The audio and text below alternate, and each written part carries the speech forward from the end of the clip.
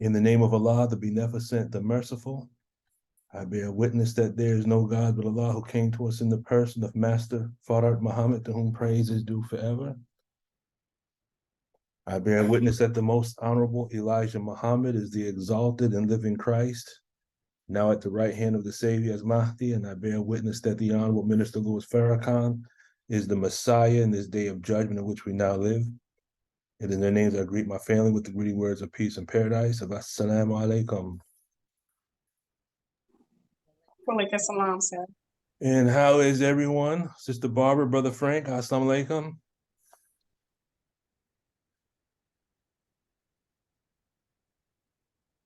Alaikum salam, happy Saturday. Did you say Merry Christmas? What did you say, Sister? Could you hear us? I thought you said Merry Christmas. No, we said Happy Savior's Day. Happy Savior's Day. Yes, sir. What did he say? I can't hear him. He said the last joke of the day. Assalamu alaikum, Sister Tina. Wa alaikum salam, Brother Lukman and family. How are you? I'm fine. Praise be to Allah. How you doing? I'm good. My tone just went up with the way you greeted us. Praise be to Allah. Yes, sir. Thank you. All right. Assalamu alaikum, Sister Deborah. Salam, sir. Happy Savior's Day, family. Happy Savior's Day. Happy Savior's Day. Happy Savior's Day. All right. Is it cold where you are right now, as it is up here in New York? Yes, yes, sir. Yes. It is cold as a mug up here. Up in New York. It was 5 degrees. Let's see. Today's what, Sunday? Friday night, it was 5 degrees. Yeah. Sister Patricia, assalamu alaikum. Walaikum salam, sir. I'm trying to get on this time. Last week I looked up, it was 7, and I said, oh, I don't know if I can get in. So I didn't even approach to try to get in because, you know, I was on something before, and if you late, you can't get in. So if I see your name pop up, you're gonna get in. So that's not a problem. Okay, that's why I didn't get in last week, because I looked at the time and I said, man, it was just 5:30. And then I said, what was I doing for it to be 7:05? And I said, oh, shoot. And I said, well, I don't know. I can't get in. I can't get in. So you should have, anytime, because I understand people's schedules are the way they are. So I don't hold people's foot to the fire, because if you get in at 7:05, then you'll get in. You might get in exactly where you need to get in to hear what you need to hear. So that's not a problem. Okay, thank you. Because I want to get in, but I don't know. I'll be disrespectful of time. So thank you. You're very welcome. Well, all right, family. Any questions, thoughts, comments, concerns, suggestions, questions, cognitions, wins, postulates? The floor is open for everyone before we get started. Yes, sir. I wish I had. I didn't get a chance to look because I was out earlier today.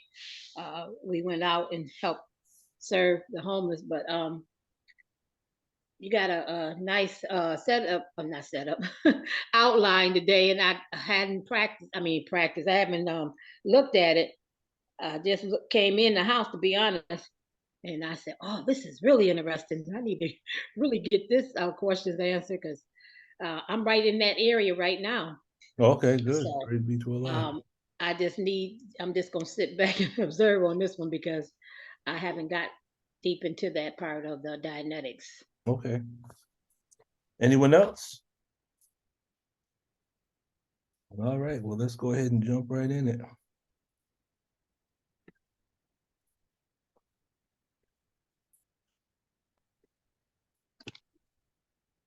Let's see.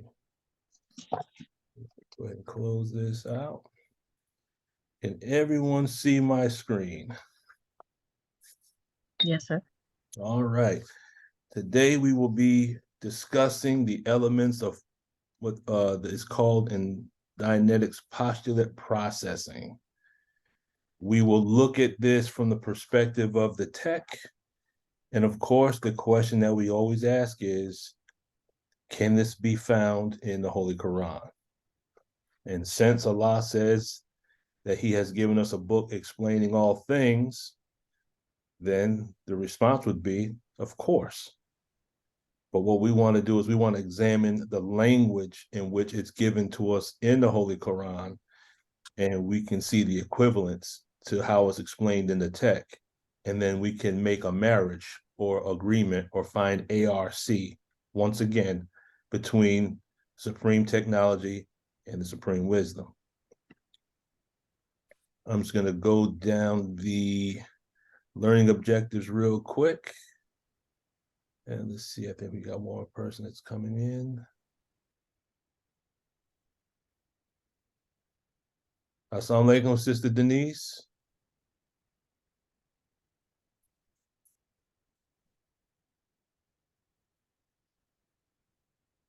Okay. Learning objectives. There's one thing that comes in front of this, but I must have messed up this one. But we're gonna start with a video clip from a movie called Inception. Has everyone seen Inception? Yes, sir. Okay. Inception is a real good movie to watch. No, sir, I haven't seen that. Okay, if you get a chance, I'm very big on movies. I like watching movies from the perspective of trying to find the little hidden jewels that are contained within there. And Inception is one of those movies that came out. It came out probably about 10 or 15 years ago. But when you look at this movie with an understanding of Dianetics, you'll see a lot of parallels between the two. We're going to lay the foundation with words. Brother Wahed, assalamu alaikum. You're on mute, sir.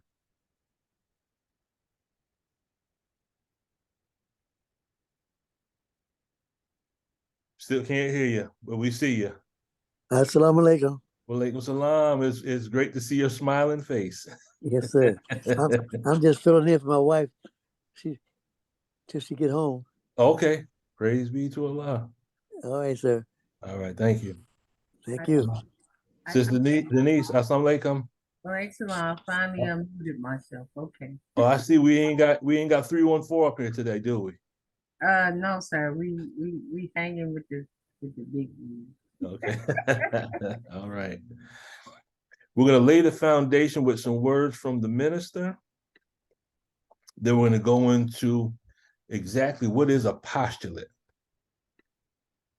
And then what is postulate processing.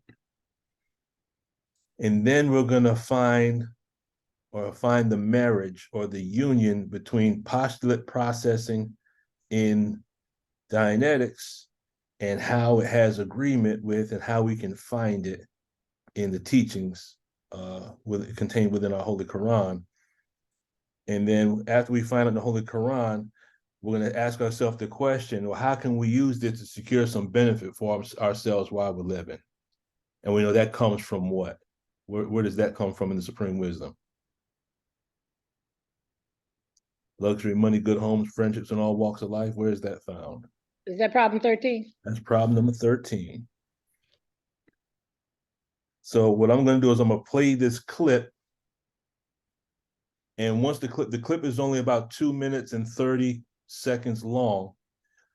And after we finish the clip, I'm going to use some of the elements, some of the symbolism, some of the words, some of the dialogue to kind of segue us into what it is that we're going to be studying. But for those who don't know, Inception is a movie. It's a great movie. It's about getting into a person's mind and implanting ideas to get them to do certain things without them knowing that you're implanting ideas in their mind. Does that make sense? Okay. Yes, sir. The symbolism is in agreement or falls in alignment with stick a needle in the brain. Okay. It's the same concept, but this is just a Hollywood version of it.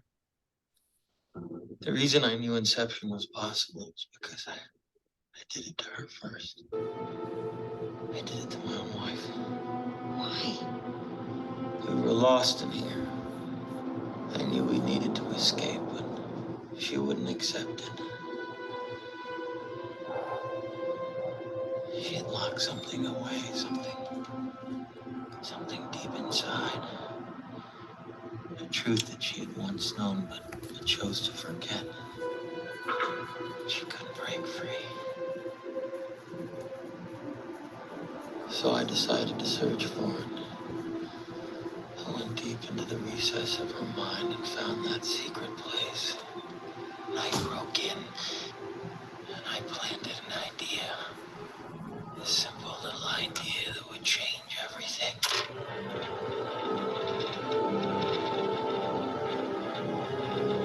That her world wasn't real.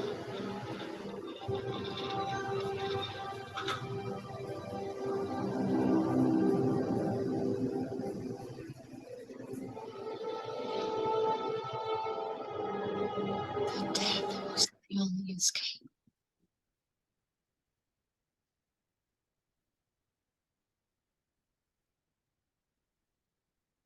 Waiting for a train.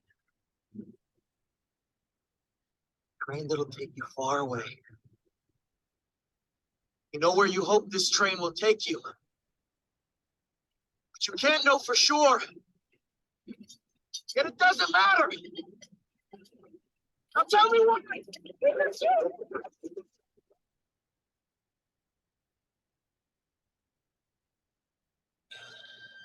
That idea would grow in her mind like a cancer that even after she woke, that even after you came back to reality,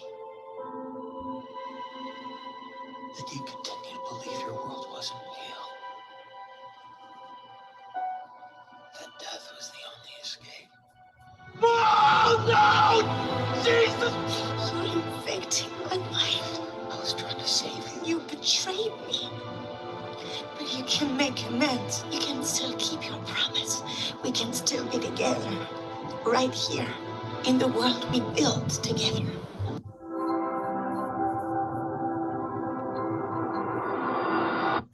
Okay, now to explain all of that. In this movie, they're able to go into the dream state and take control of the dream state. So the first part of that clip, they're actually in the dream, but they're able to be conscious in their dream. And basically what he was saying is that woman, his wife, her name was Mal, there was a truth that they had spent so much time in that dream state, and it became so comfortable for her that there was a certain truth that she chose to lock away and to forget. And then he had to go and he found a certain truth. He found that truth, and then he implanted an idea in her mind. And the idea he implanted that death was the only escape. Now you can take the same concepts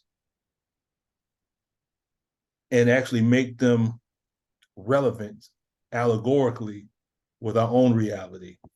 And after she awoke from the dream state, she still held on to certain beliefs that she had while she was in the dream state. Does that make sense up to that point? Kind of. Yes, sir. Okay. To get the full effect of it, you have to see the movie. But when you look at us,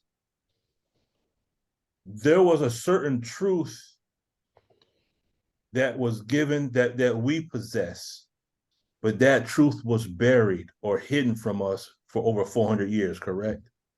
Yes. Okay. And what happened was a certain individual implanted another idea into us.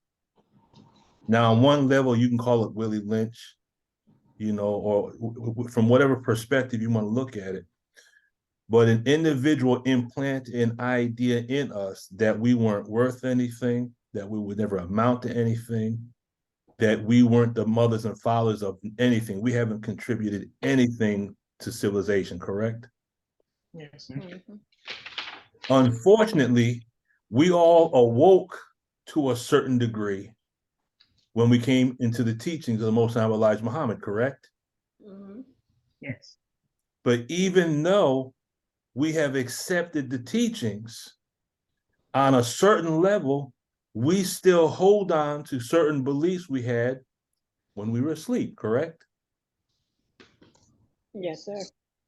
So on one level, we're awake, but on another level, we're still asleep. Does that make sense? Yes. Okay.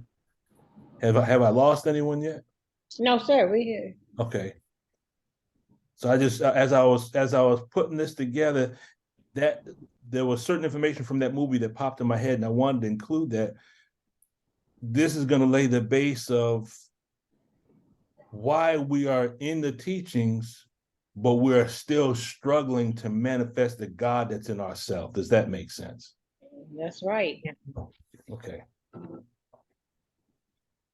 So we'll lay the base with words from the Honorable Minister Louis Farrakhan coming from Closing the Gap, page 164 to 165. Brother Jabril makes the following statement. He says, in John 19:30 records Jesus' last words at the moment of his death as "it is finished." Some translations put it is accomplished. Still others, it is done. Coming in here. What was finished, accomplished, or done? Why was it accompanied by such excruciating suffering? Why was this a necessary fact in the planning of God? Minister Farrakhan responded by saying, he first went to the root of suffering, he continued, even though he said be, and it is, that which accompanied his will was great suffering to bring into existence what he desired. So this kind of teaches us that anytime we want to manifest anything into reality, it's going to be painful, correct? Yes. Okay. And the demo kit we could use to explain this principle is when a woman gives birth, correct? Yes, sir. We want to bring something from darkness into the light. We want to bring into the world new life, but that new life has to come in through pain. So that's like a demo kit. How many of us have ever tried to produce something on an intellectual level and seen how, whether it's writing a book or manifesting an idea, how many of us have found a little bit of pain in trying to manifest an idea into reality? Mm-hmm. Yes, sir. All right. Then he says, he stated that what Allah now desired to bring in was even greater than his bringing in the sun or the moon or the stars. So Allah's bringing something into existence that is more important than the sun, moon, and star. Then he says Minister Farrakhan explained in part that his bringing into being at present the perfection of human beings through whom would come a perfect world is greater than that which he brought in prior to this day. So when we look at that statement, we've been taught that Master Fard Muhammad has the ability to manifest a whole new universe. Is that correct? Yes, sir. Yes, sir. He has the ability to bring in a new heaven and a new earth, correct? Yes, sir. That's right. And this statement given to us by the Honorable Minister Louis Farrakhan says that he can bring this in existence through individuals who will be perfected in order to manifest a perfected heaven and a perfected earth. Does that make sense? Mm-hmm. Yes, sir. So Allah is perfecting human beings to be used as tools or conduits through whom a perfect world or perfected universe will be manifested. Now ask yourself the question, how many individuals in the Zoom meeting right now are going through some emotional, some physical, or some intellectual pain right now? I am. Yes, sir. Okay. That pain is a part of the process through which a new reality is coming into existence. Does that make sense? Yes. So we could say it's possible that we're going through pain and suffering right now. And if we have the right mindset and the right spirit, then perhaps Allah is using that as a means of purifying us in order to manifest something new. Could we get some agreement on that one? Yeah, like a cocoon. Exactly like a cocoon. You know, it's funny that you said, because years ago I was looking at the it's called the chrysalis, how the caterpillar starts out, and all it does before it gets into the chrysalis is it eats. It eats and it eats and it eats. And then it forms into this chrysalis. And then what happens is the physical body is totally broken down. And the caterpillar is giving a new, it's basically giving a new body. Does that make sense? Yes, Okay, sir. it's giving a new body. And then at the perfect time, that butterfly has to squeeze through the small opening in order to come from darkness into light. Now, when you see this butterfly struggling to get out of the chrysalis, if you were to help that butterfly, because you see it struggling, you say, that poor butterfly, I'm gonna help it get, I'm gonna, try to do what I can do to make it easier for the butterfly to get out of the chrysalis. What happens if you try to help that butterfly? You'll kill it. It will actually, you might not kill it, but it won't be able to fly. Because what happens is, when it squeezes through that small opening where it's trying to get out, that small opening squeezes the abdomen of the butterfly, which has a certain amount of fluid in it. And that fluid, as it's squeezed, that fluid is pumped out into its wings. So as the fluid gets into the wings, it gives the wings its rigidity that allows the wings to take on the form and the strength to allow the butterfly to fly away. Does that make sense? Yes, sir. The lesson that teaches us is, there have been times when we've been upset at friends and family because we have reached out for help and we have not received any help from anyone. And we thought that during these time periods when we needed help the most, that we were left alone. But these are the time periods that Allah, God, wanted to help our wings get strong so we can fly by ourselves. Does that make sense? Okay, so sometimes we have to go through the pain and the suffering by ourselves. We can be married, we can have family, we can have friends, but there are certain times when we struggle and no one is to be found. And sometimes we get angry at God because there's no one to be found. Does that make sense? Yes, sir. But God is always present, correct? Always. Okay. And he just wants us to earn our wings. So raising tone levels. The raising of tone levels is composed of three basic elements. If you set a goal, how many of us have the ability to set a goal, either small or large?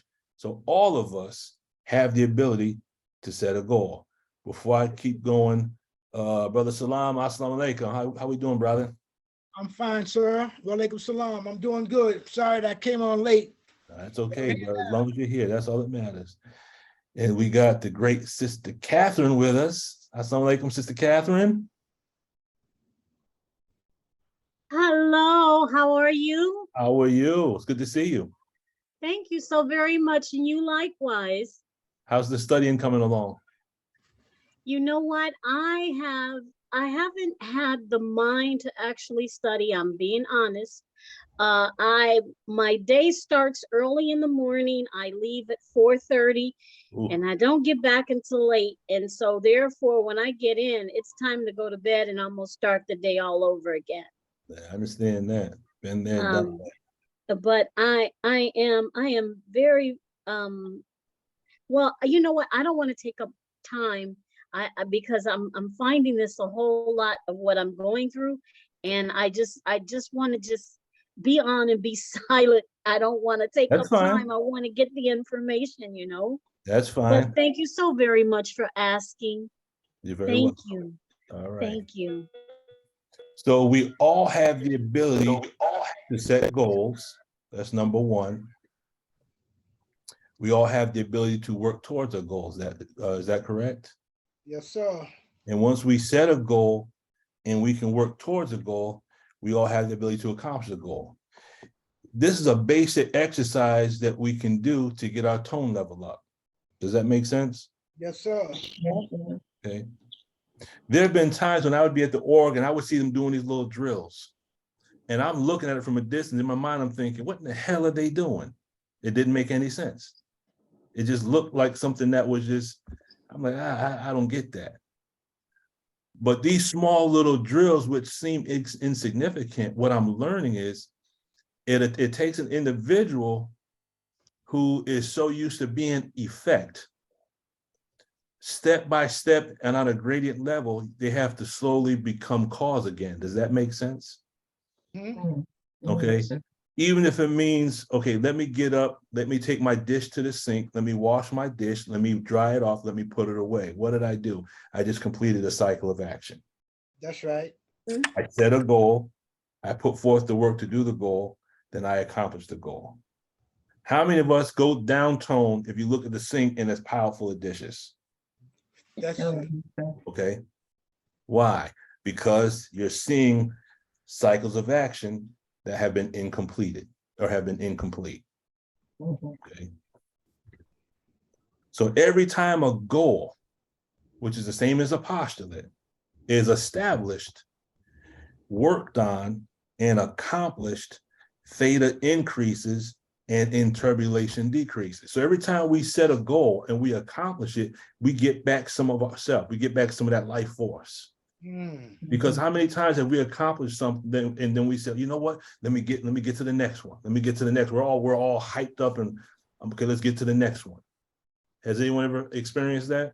Oh, yes, sir. Okay. So when we accomplish goals, it's like it reminds me of a baby. Baby goes on the top step, and then the parent says, go ahead and jump. And at first, the baby's kind of nervous. Then the baby jumps, and then what does the parent do? The parent catches it, correct? Mm-hmm. Yes, sir. What does the baby do next? Goes a little higher. Yeah. Finally, you gotta get the baby to say, no, don't jump from up there. And the baby's ready to go all the way to the top now and jump, correct? Okay, and that's how we get. Once we start accomplishing goals, see, for the baby, when the baby is able to pull itself off the floor and begin to, it crawls and pulls itself up, it stands, and then it walks. What's happening? The baby's level of life force and theta is increasing to the point where the baby's getting all kinds of trouble now, right? Yeah. Okay, so the baby has more faith than we do. In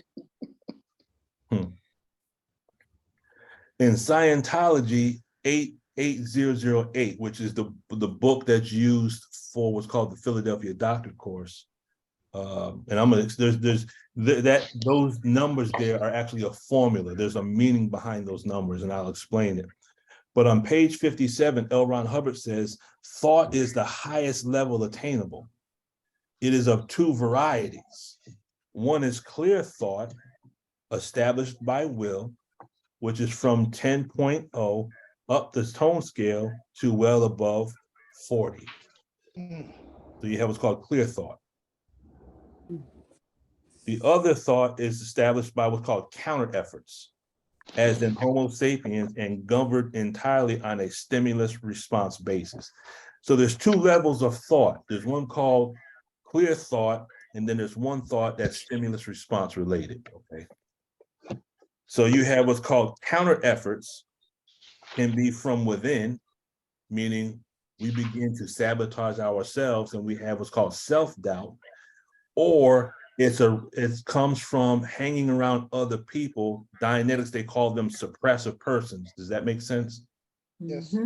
In Islam, we call them devils. But suppressive person and devil, exactly the same thing. Surah 114 talks about the whispering of the slinking devil, correct? Yes, sir. Okay, so the Bible's talking, and I'm gonna go into how the Bible is talking about the same thing. The Bible talks about the double-minded man is unstable in all his ways, correct? Yes, sir. Okay, so L. Ron Hubbard, the Holy Qur'an, and the Bible are in agreement here. There's two manners of thought that exist. More detailed explanation is found in the book of Romans, chapter 7, where it talks about the law of my members at war with the law of my mind. So the life force is always at war with the flesh. Does that make sense? Yes. Okay.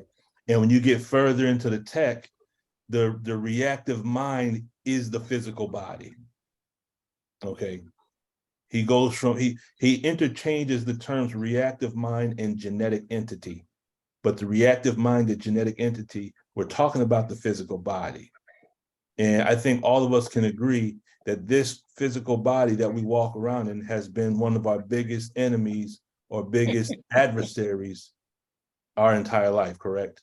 That's right. Okay, that's the jihad of Islam. The greatest jihad is to master oneself. Yes, sir. So when you look at tone 20, so no matter where we were on the tone scale, prior to this meeting, excuse me, just by our attendance and participation, you have raised your tone level above 4.0. Okay. Because to take responsibility and begin to work towards a goal, that's considered tone 20. And that's why we're all here. We're all here to take responsibility for ourselves and then to begin to work towards a goal of accomplishing what it is that we will, correct? Yes, sir. Okay. Now here's the meaning of 8-8008. The attainment of infinity, which is the first 8, by the reduction of the mesh universe's apparent infinity. And I'm going to explain what all this means, from 8 to 0. And the increase of the 0 of one's own universe to an infinity 8 of one's own universe. So what he's saying is this: the first 8 is the goal. So in Dianetics, you have what's called the 8th dynamic.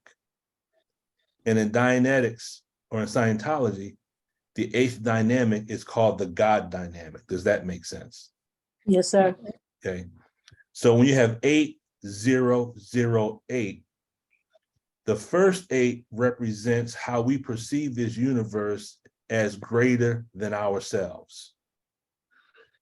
So what we have to do is we have to take the 8, we look at the universe as God, and we have to reduce it down to 0, meaning we have to take the universe, we have to take our physical body and look at it as what it is. It is not the ruler over us. We have to reduce that down.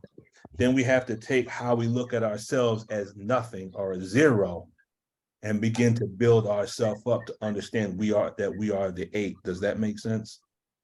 Yes, sir.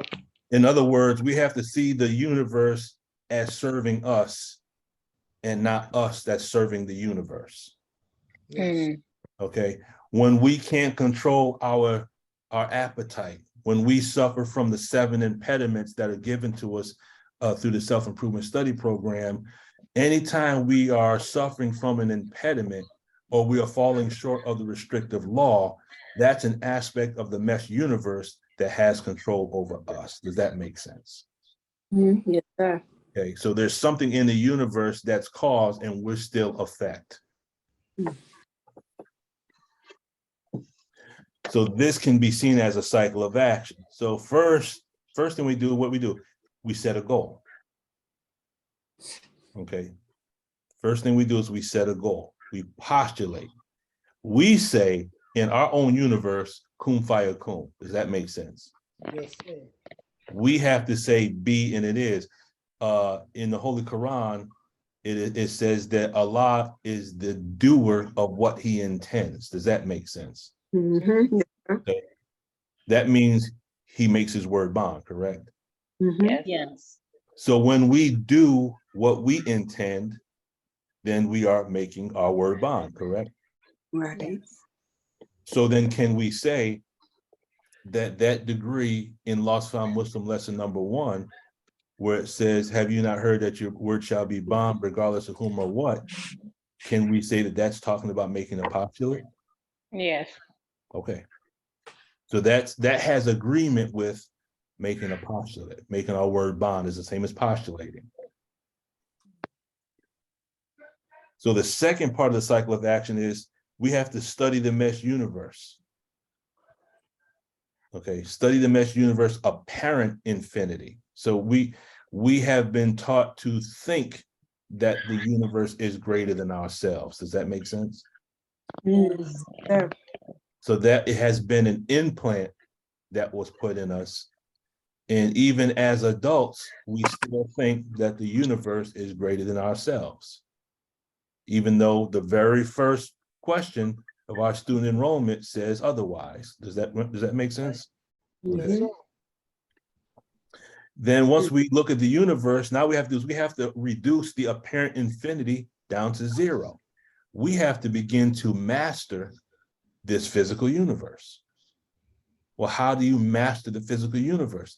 The way he explains it, I think is either Dianetics or Science of Survival, is once you clash against the physical universe, you gain mastery of the physical universe and then you withdraw.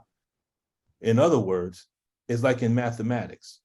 If you learn something in mathematics and then you understand a concept, now you can utilize that concept to your advantage, correct? Yes.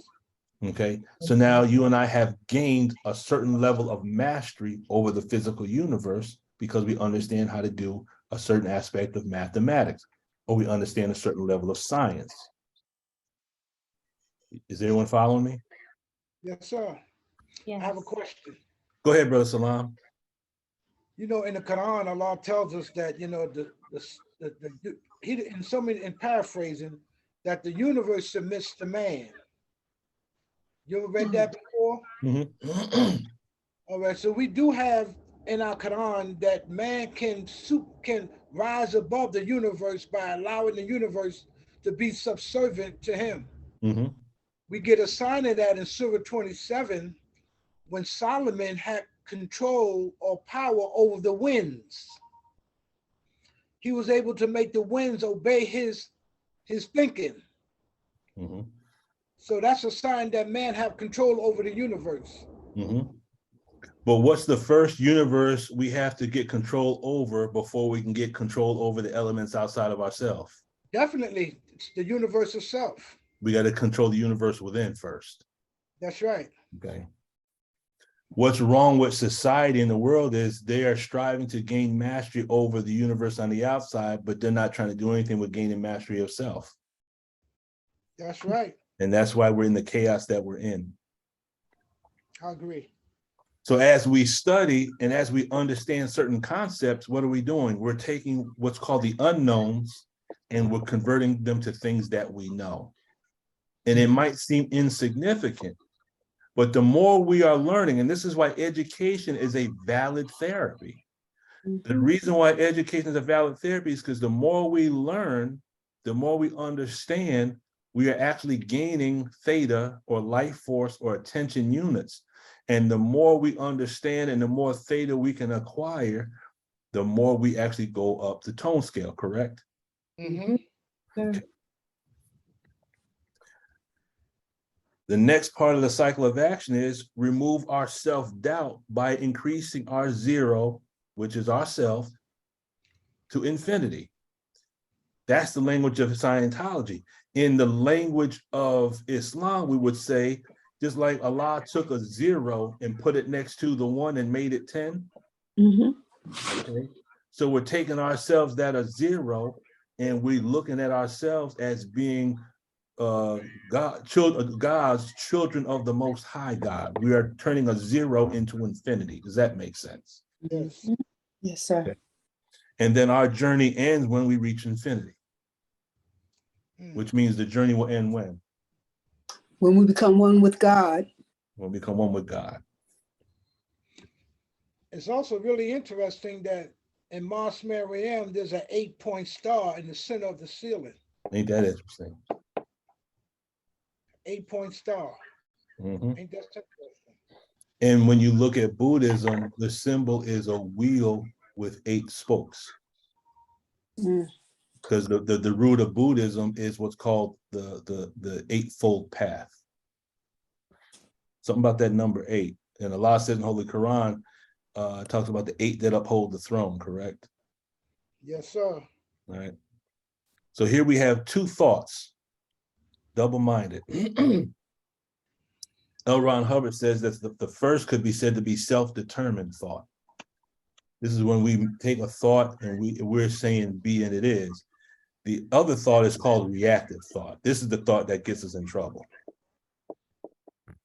This is the thought that says, boy, that chicken sure does smell good. Let me stop and grab some on the way home. I ain't get no one say nothing about that one. I got real quiet on that one. You heard crickets in the background. So it might not be chicken, but every one of us is wrestling with something. Yes, sir. Yes, sir. He says, a problem of this universe is that every time he had a goal, now you can input yourself into this statement. Every time we have a goal, every time we postulate a goal, we postulated simultaneously the failure of the goal and didn't even know it. In other words, every time we say we're going to do something, there are times when we make in Dianetics, they call them service facsimiles. In Islam, we call it deceptive intelligence. In other words, we make excuses for not accomplishing the goal. Here's one thing we do to justify not doing something. We say, inshallah. You use that too much. We using it entirely too much. You know, we automatically know that certain things, you know, everything comes into existence if it pleases Allah. But sometimes, some of us, it might not be anyone in this room, we say, you know, Allah's will, if it pleases Allah. That way, it gives us wiggle room not to accomplish it. So we say, well, it wasn't Allah's will. You know, with that, it's kind of, we as an individual don't understand that when we use something like that in the wrong terms, it's really against us, you know, because you already know you're not going to do it. So why would you say that? You know, it's kind of like, I don't know if it's the proper word, blaspheming. Yes, ma'am. That's a good word. Because you now, when you say that, inshallah, you really want to do it and be there. So you're going to be there and do it. And you just say, only thing going to stop me, you know, it would be, inshallah, you know, Allah, you know, will. But when you say that, you know you're not going to do it. You know you're not going to be there. Why say something like that? Yes, you know, Miss, you know, it's like we just, it's like it, like the minister always say, I'm not here to entertain you. You know, we're not singing a song. This is real. This is life. That's right. You know, and when we say things like that, it really go against us. When we, you know, because you're not sincere in that. You're just saying it. You know, just saying it like you say. You know, just get up and get a glass of water. You know, then or something. You're not. It's really important word, but it's being misused. You know, and I think we need to really pay attention to what we say like that, because it's starting to be offensive. because you know, I mean, I'm noticing that myself when I hear people say that, and but it's this way they say it, like you really don't, you know, you're not gonna go, you know, you're not gonna do it. So why did you even say that? That's the way I be getting when I hear from certain people that, you know, I think I'll be studying them too hard, but Ain't nothing wrong with that. We just got to make sure that when we use that we're not falling victim or have the same intention. That's right. Okay. Now in study guide number 9, our intimate relationship with Rabbil Alameen, it says, we are learning that the evolutionary process toward perfection cannot take place without Rab, the Lord who brings all that is in this universe to a state of perfection through various stages of growth, beginning with nothingness. Thus, Rab signifies the author of all existence. This great attribute combines 2 senses. Now, this is all coming straight from the study guide. It means fostering, bringing up or nourishing, and regulating, completing and accomplishing. You will find this in detail in Surah 87, verse 1 through 3, which when you study those 3 ayats, it's really in agreement with a cycle of action. It says Allah creates, then makes complete. He measures, and then he guides.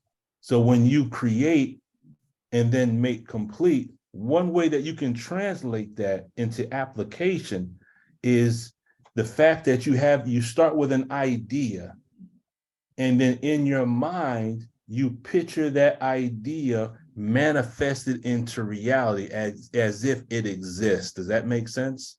Yes, sir. So you project your thought into the future, and you see this as a finished product in the future. And then you come back to the present, and then you do the work. In other words, you measure and then you guide.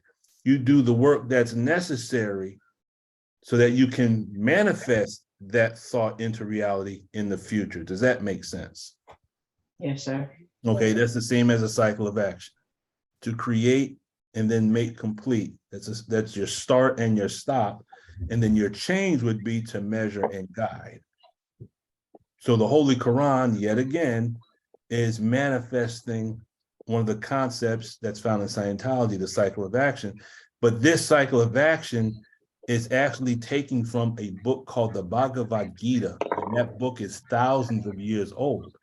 And that's one of the books that L. Ron Hubbard studied, which is where you get the start, change, stop from. Thus, the underlying idea is that of nourishing every part of his creation from the crudest state to the highest perfection. So this is something that we all have to go through. Quick summary. The Islamic concept of Rab corresponds to the Dianetic concept of start, change, stop. Any questions before we move forward to the meaning of a postulate? Anyone? Okay, keep moving. So what is a postulate? It's a self-created truth. A postulate can be anything that we want to manifest into reality. It's something that we speak, we say kum fayakun, be and it is. It's the same thing as a postulate. A postulate is that thing which is a directed desire or order or inhibition or enforcement on the part of the individual in the form of an idea. So the original man, what he does is he postulates 25,000 years in advance. Does that make sense? Yes, sir. To write history or Holy Qur'an is the same as making a postulate. Okay. Some of us have trouble just doing a to-do list of what we're going to do tomorrow. And I mean, that's not a swing at anyone, but we have to begin to learn to write our history in advance. If the original man does this 25,000 years in advance, then we should be able to at least be able to write down what we will do tomorrow or write down what we're going to do for the next week. Yes, sir. Wow, that's serious. Okay. Because if we don't write a to-do list tomorrow, guess what? Relatives, friends, and family will have a to-do list for us. That's right. Okay. Any man that's married has received a honey-do list. Is that right? Yes, sir. Okay. So self-determined thought, which starts, stops, or changes past, present, or future efforts. That's what self-determined thought is. It's a blend of start, change, stop, past, present, or future. Okay. It means to conclude, to decide, or resolve a problem, or to set a pattern for the future, or to nullify a pattern of the past. Now, do you see past, present, and future in this statement? Yes. Okay. So to conclude, decide, or resolve a problem is present tense. To set a pattern for the future is to establish a start, change, stop for the future. And then when we go through auditing, when we make our salat, when we're doing our straight wire with the Lord of the heavens and the earth, you could say, we are working to nullify the things from the past. Does that make sense? Yes, sir. Yes. Okay. The Most Honorable Elijah Muhammad teaches us in Message to the Black Man that every time we make our salat, we wipe away the sins that we have fallen victim to in between the last time we made salat, as long as they're not mortal sins. Does that make sense? That's right. So just making our salat does what? It nullifies things from the past. But we want to nullify the pattern. The pattern from the past is called a habit. Correct? Y'all with me? Yes, sir. And how do we remove habits or patterns? We have to try to reestablish new habits or patterns. So here we have present, future, and past. Now, we all have seen this before. The laborers must speak and use grammatic pronunciation of words and syllables in past, future, present, and perfect tense, correct? Yes, sir. Do we know what it means to speak in past, present, and future perfect tense? Yeah. We should. No, Who said yes? I did. You want to explain it to the rest of us what speaking past, present, and future tense being perfect means? Okay. Well, when you're speaking of the present time, you're talking about what is going on, and you would be speaking in the first tense, correct? Well, what do you mean for the first tense? Well, if you're talking about yourself, then you would be talking about what you're doing at this moment. Yes. Here we come with that I that's in the Dianetics. Mm-hmm. Okay, and correct me if I'm wrong. My understanding, I'm thinking this in. And then when you're doing the future, then you're planning. You're almost like setting the goal of what you have to do. Mm-hmm. Now, when you talk about the past, even though it already happened, but it's still there. Mm-hmm. I mean, it's there still. And sometimes the past stays there and it overwhelms what goes on in the present and in the future, because you allow the past to be in the forefront. Mm-hmm. If you allow your past to be in the forefront, then your past is your present and your future time. Okay. And that's a problem, because it's not to say to forget about the past, but the past is like a push. I'll say like the steps. You was at the bottom first step, and then you walked up to the second, the third, and the fourth, and your goal is to get to the top. But if you still working on that first step, trying to get that leg up to that first step, it's like you're making the past time present and future. And the past can overcome that, and you can't be successful for your future. Okay, we can roll with that. No, it makes perfect sense. There's some things I want to add to that though, because what you're saying is correct, but we're going to take it a step further and make a comparison between the 13 rules of instruction and then something that L. Ron Hubbard said about the past. We're going to compare these two. I'm going to just add some details to what you just said. When you study grammar, when you speak in the perfect tense, you're speaking about actions that have been completed. So if I'm speaking the present perfect tense, I'm speaking about things that I have accomplished, or things that I could say things that I have done presently. If I'm speaking past perfect tense, I'm talking about things that I have accomplished. And if I'm speaking future perfect tense, I'm speaking about things that I will do. So I'm speaking past, present, and future with regards to cycles of action that I have completed, that I'm completing, and that I will complete. Does that make sense? Yes. Okay. So when we speak imperfect tense, we're speaking about cycles of actions that we haven't completed. So if I said yesterday I was going to do, but I didn't, I'm speaking in imperfect tense. Well, I was thinking about going shopping today. That's present imperfect tense.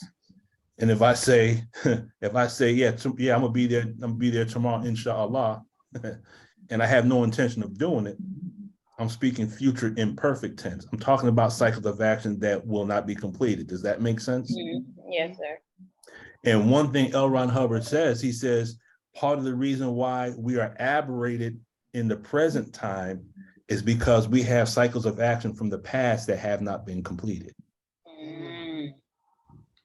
So we gave our word about something in the past that we didn't make bond yet. So when we do that, it is still present in our life. Follow me. When we say that we're going to do something and don't do it, is it still present in our life? It's still at the back of our mind that we haven't completed it. And that's why some of us, we have so much weighing our mind down, because there's so many things we have started, but we have not completed them all. And I realize it interferes with what we really want to do in the future. Yes. So what Sister Patricia was saying, if I understand her correctly, is exactly what you're saying, that our past, present, and future gets all discombobulated. Yes. Okay. All because we put our energy out there and we have not completed the cycles of action. Okay. How many of us have, again, let's just look at it. If you go around the house, we have a multitude of projects that we started that we didn't finish. I know, Brother Salam, you and I talk about this all the time. All the time. We talk about all these books that we want to write, and we've been talking about this about what, 10, 12 years now? Yeah. Every year we say, yeah, brother, we're going to get a table at Savior's Day, and we're going to get these books published. And then what happens? Savior's Day come around again. Yes, sir. Okay. Brother Lukman. Yes. So how do you finish what you haven't finished in the past? Well, here's what I do. This is just an activity that I do.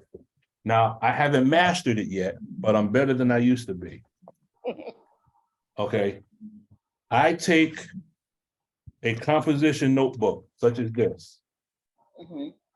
And in the morning, I have a little ritual. I get my cup of coffee. My wife and I, we have our coffee talk in the morning. I come into my office with my cup of coffee, and all the ideas and thoughts that come to my mind, I write down everything. And then the goal is I write down the date next to the idea. And then on the far right of the page, I write the word completion. And if I look at the start date was 2 weeks ago and there's no completion date, then I'm like, to have an idea and then 2 weeks later I still haven't accomplished it, that means someone else is still writing my to-do list for me because I'm not accomplishing mine. So I constantly go through this composition notebook to work on completing these cycles of action.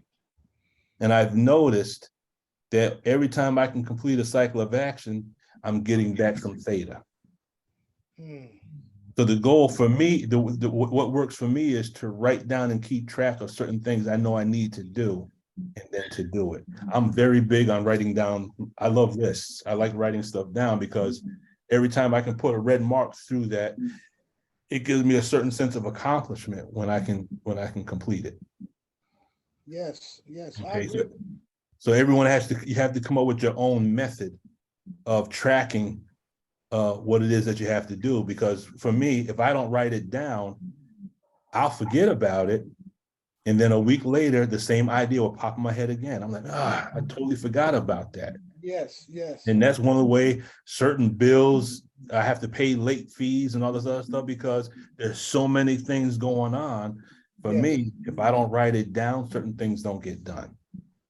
So if you're like you were saying, if you're stating that you wanted to do this, and this might have happened back in 2007. Okay, so you're saying that if you didn't write it down, mentally, can you go back and try to find it? Because see, evidently, if something's not complete in your life, there's some hindrance going on. Well, it's still written down on your spirit. It's written down in your spirit. So that's that off-balancedness that a person can have? You revisit that thought and then ask yourself in the present, is that something you still wanted to do? Because if you still wanted to do it, it's been sitting in the back of your mind all those years. And it's taking up storage space on your mental computer, slowing down your processing. That's why computers slow down. Because they start to lose memory because there's other programs running in the background that are slowing the processor down. The computer works the same way as the brain. So if we have 20 things, going back 5 or 10 years, 20 things that we wanted to accomplish that we didn't, and if the ideas keep popping up over time here and there, those ideas don't just disappear. Energy is neither created nor destroyed, it just changes form. The ideas are still circulating somewhere, taking up space on our hard drive. That's a good point. Good point. So when we accomplish these goals, when we complete these cycles of action, what do? We're freeing up space, and what happens is our thinking becomes quicker, fast moving, quick thinking, right down to the modern time. Yes, I was reading on something like that because it was talking about layers of things, and you keep pulling it off, or removing it, and it was talking about how you was be able to think faster, respond quicker. Self-analysis. Like, is that what you're talking about? Self-analysis? Yes, I was like, okay, that's a powerful. I mean, seriously, the mind is. I've always say, the mind overpowered the body, and the body is a magnificent tool. It's really a magnificent tool.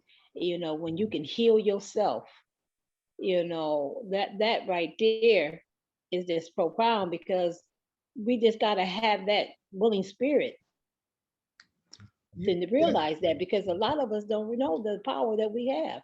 That's true. We so quick to run to the doctor, and it's really yourself. I mean, I'm learning as I get older with this, because sometimes when we run to the doctor, it just still keep you standing still in the spot that you're trying to get out of. So, I'm not trying to discredit medicine, because, medicine can help. I'm not trying to talk negative against any kind of health care, because it can help.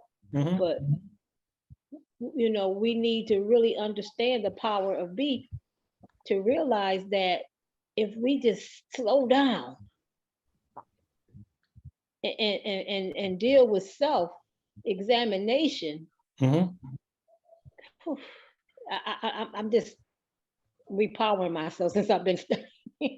Since I've been studying, because you pick up something, you study something, and you really don't grab a hold and understanding. And then when you pick it back up again, it's like, oh, okay.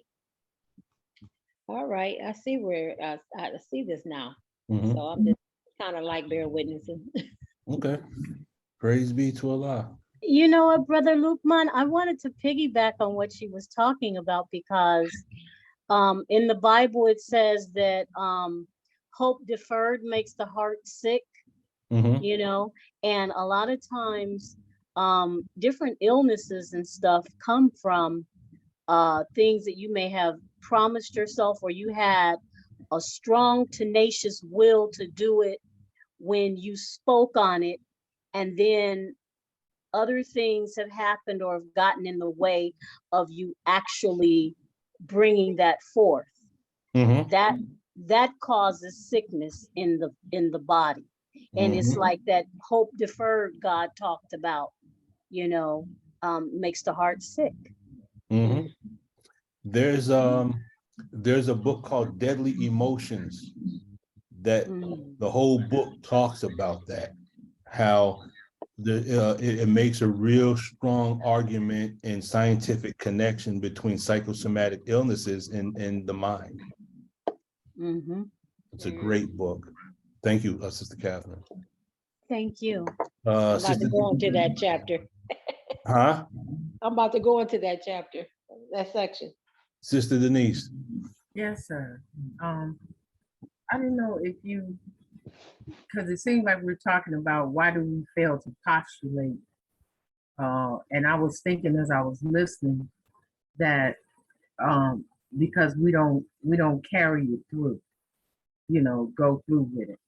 And so sometimes we might say, well, I ain't gonna say what I'm, you know, or we might say, well, inshallah, you know, so if I don't come through on it, you know, I did say inshallah. Yeah, we can blame Allah that, Yeah, the fact that we're lazy.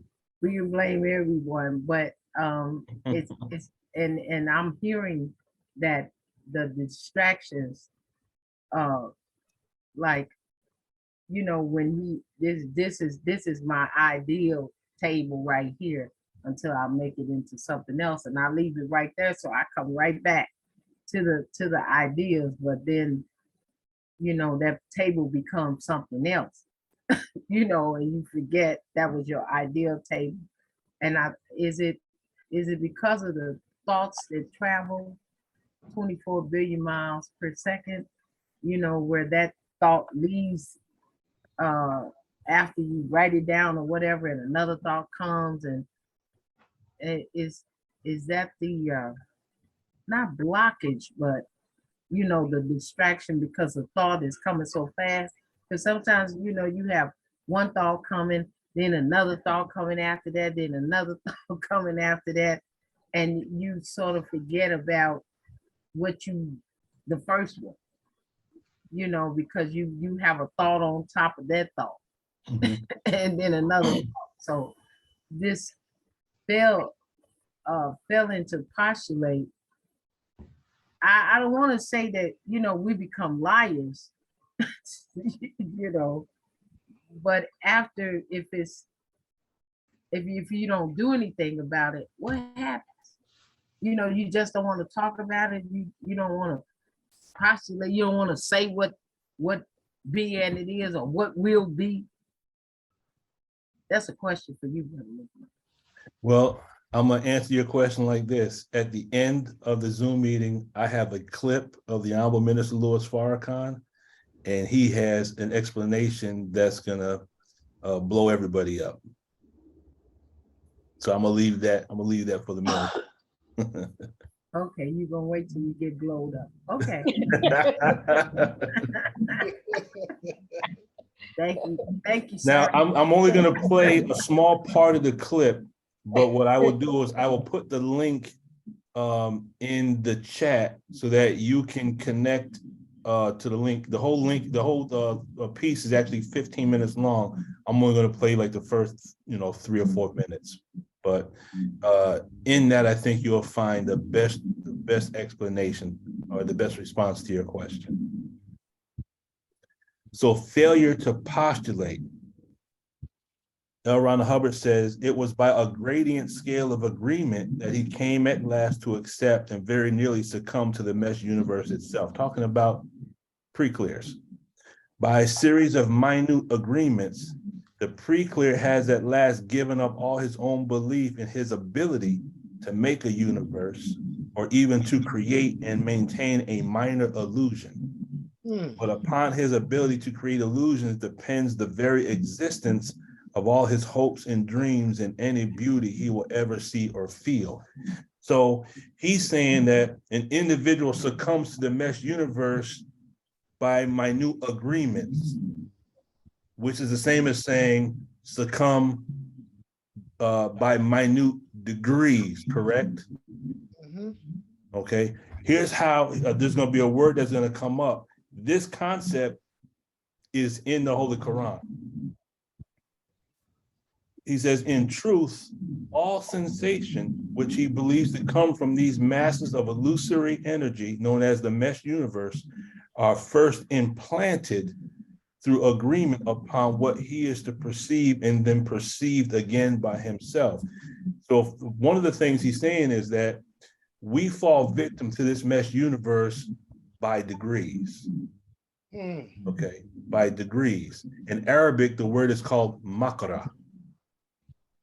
Okay, makra.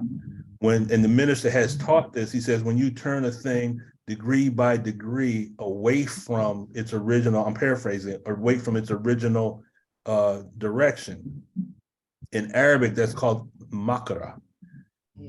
Then the idea that's in our mind, we begin to believe that that idea belongs to us, when in fact it was implanted by someone else. Does that make sense? Okay. Postulates that aberrate. L. Ron Hubbard says the most dangerous postulates are those postulates where he decided to agree with something which would become aberrative. So in other words, you can have a positive postulate, but then you can have a negative postulate. Does that make sense? Yes. Okay. And the ones that are dangerous are the postulates where we agree with something that is aberrative. The Honorable Minister Louis Farrakhan said the same thing, but he said it a little differently. He says, well, beloved Black people, you've made an agreement with hell, that you've suffered 450 years and you've made a covenant with death, meaning you are in agreement with the forces of rebellion, even though you know that your condition must change. Now, L. Ron Hubbard and the Honorable Minister Louis Farrakhan are saying the same thing, correct? They're just using different language. That's right. Okay. He's using the word, L. Ron Hubbard is using the word postulates in agreement. The Honorable Minister Louis Farrakhan is using the word covenant in agreement, but all these words are equivalent. Yes. So now what is postulate processing? The word processing means a natural phenomena marked by gradual changes that leads towards a particular result. It's a series of actions or operations that lead to a particular end. Now, in mathematics, that's called an algorithm. Does that make sense? Okay, an algorithm. An algorithm is a step-by-step process to go from a start of a process to complete it. It's done in an increment or steps. Does that make sense? Yes. Okay. Who here has stairs where they live at?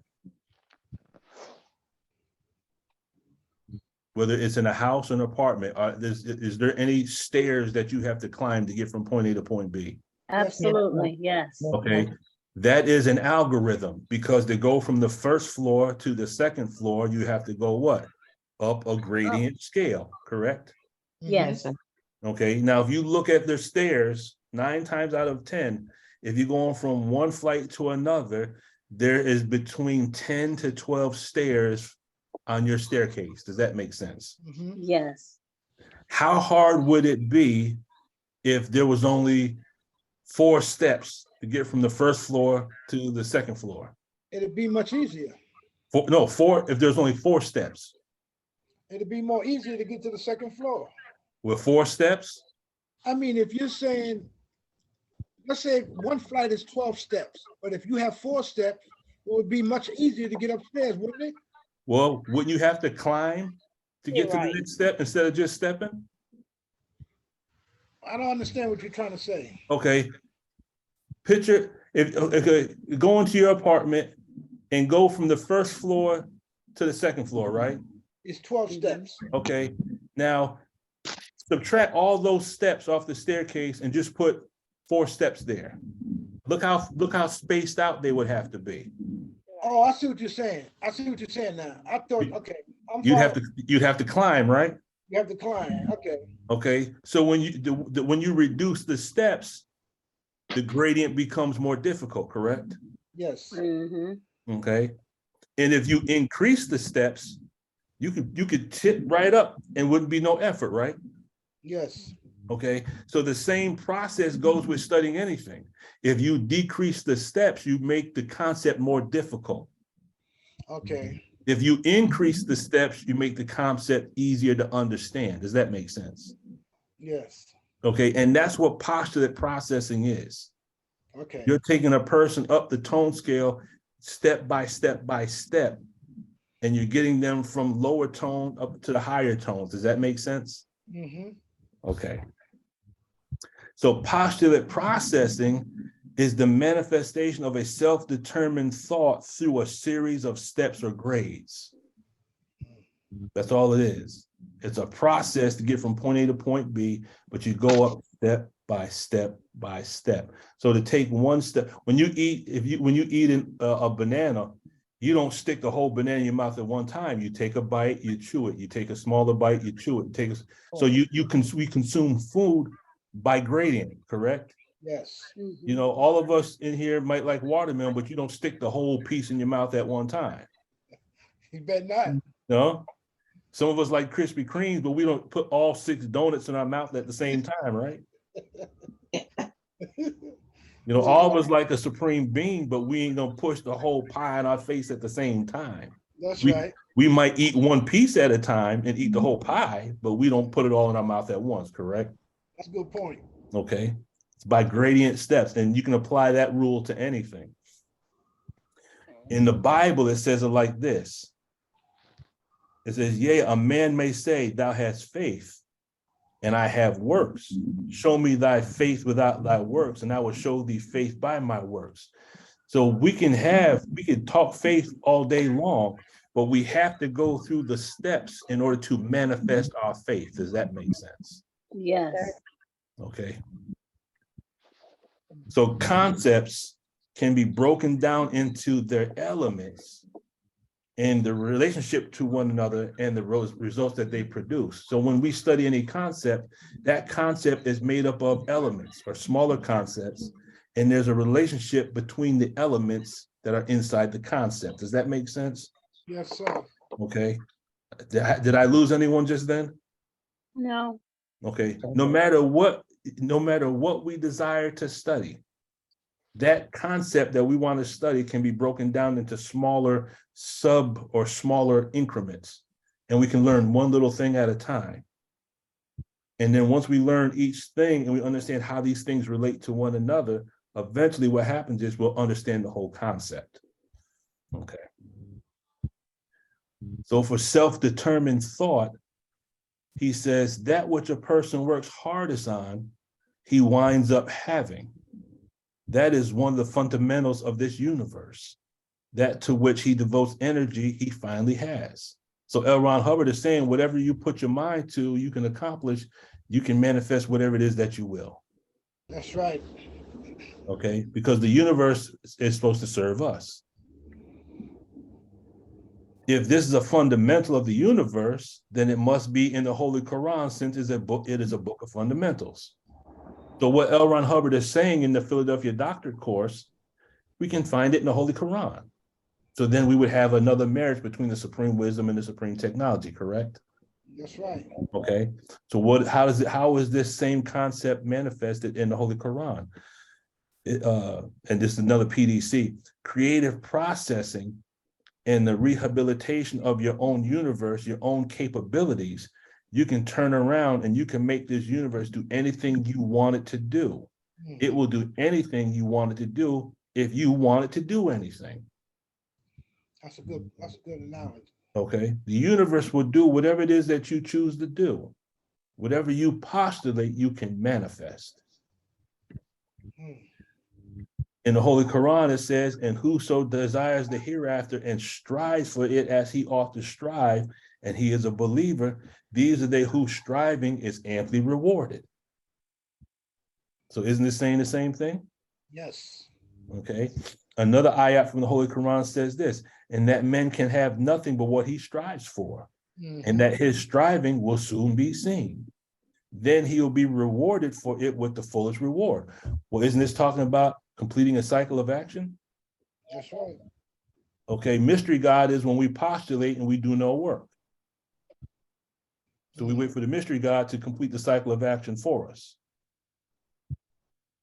Kind of like lip profession. Yeah, or it could be lip profession, exactly. So, I remember Brother Abdul Hafiz, may Allah be pleased with him, he used to say that wannabes didn't create no honey. Did he say wannabes or used to bees? Which one was it, Brother Salam? I think it's wannabes. Wannabes don't make any honey? Yeah. You want to be a bee, huh? You wannabe. So the Honorable Minister Louis Farrakhan says in The Will of God, Part 1, that the brain of man is infinite. I mean, just think about that. The brain of man is infinite. He says, if the brain of man is infinite, then man can bring into existence whatever he conceives in his mind. The repository for Allah, God, the place for the God to dwell. In Christianity, and the Bible says this, let this mind be in you that was in Christ Jesus. I can do all things through Christ who strengtheneth me. So here the Bible saying the same thing L. Ron Hubbard is saying, and saying the same thing that the Holy Quran is saying, that our mind is infinite. We can manifest whatever idea can come into our mind, we can bring that into reality. But we have to overcome individuals on the outside as well as individuals, the individuals, the valences from within. Does that make sense? How many of us hear the voice coming from a family member that's no longer present, but we still have that voice present with us today that keeps us from doing certain things? Does anyone suffer from that? You mean like something like your mother might have told you when you was a child? Sometimes when you're about to do something, you can hear that clear in your mind. You can hear it clear in your mind. Yes. You know, some of us have that voice in our mind. We think it's us saying it to ourselves, but really it's the circuit, it's the recording of someone from the past that said it. And that's the whole point of auditing. You want to get to the root of where that voice is coming from. Okay. Okay. He says, God is infinite in the brain of man. I mean, this is powerful when you really look at it. The infinite or infinity is the eighth dynamic.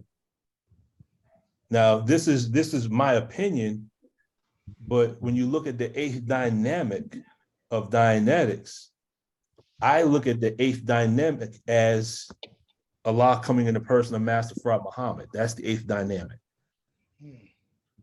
Okay, that's the God dynamic. So when you look at the seventh and the eighth dynamic in Dianetics, you'll find this in book 1 and you'll find this in Science of Survival. Understanding the seventh dynamic is to understand ourselves as spiritual beings. I like that. So when we understand that, then we understand that we're spiritual beings in this human form, but this human form is not who we are. This is just what we use for this time period. Does that make sense? Did that confuse anyone? Repeat that, please. We are spiritual beings using this human body as a physical form. It's no different than we take a car and we drive to go get groceries. That car is just a vehicle we use to transport ourselves from point A to point B, but the car is not us. Does that make sense? Yes, sir. Okay, the physical body is the same thing. The physical body is a tool that we use. but the physical body is not us. We are the life force that exists in this physical form. Wow. That's in Dianetics, that's the foundation, I guess you could say, of the theta mess theory that L. Ron Hubbard talks about. That we are superior to this physical body that we are existing in. And this is what is being discussed when you look at the book of Romans chapter 7. Really, if you go to 6, 7, and 8, it's discussed in the Bible, but specifically in chapter 7 of Romans, it talks about this war that's going on between the mind and the body. The body wants to rule, and we have to rule the body, and that's the war that we're at. We have to fight to master the body. The body's trying to master us. So understanding the eighth dynamic is understanding that we are the God of our own universe that is at one with the God of the universe. Does that make sense? Yes. Yes. Okay. So now for conscious thought, Will of God Part 1, the Honorable Minister Louis Farrakhan states that there is no action that is not preceded by a conscious thought, planning, and then the carrying of a plan into action. Will is the power of control that the mind has over its own actions. The will of God. Will of God, Part 1, page 80. Okay. So now we're going to look at real quickly the best of planners. So in the Holy Qur'an, it says, and they devised plans, and Allah too had arranged a plan, and Allah is the best of planners. Now, if it says Allah is the best of planners, then when you clear this ayah in Arabic, the best of planners, the word is makara. So therefore, makara, if it says the best of planners in Arabic, that's al-makara, then al-makara is one of the attributes of Allah, correct? If he's al-sabur, the patient, if he's al-Rahman, al-Rahim, the beneficent, the merciful, if he is the best of planners, then he is al-makara. It says, and the Jews planned, and Allah also planned, and Allah is the best of planners. So there's two ayats in the Holy Quran where the attribute of al-makara is assigned to Allah.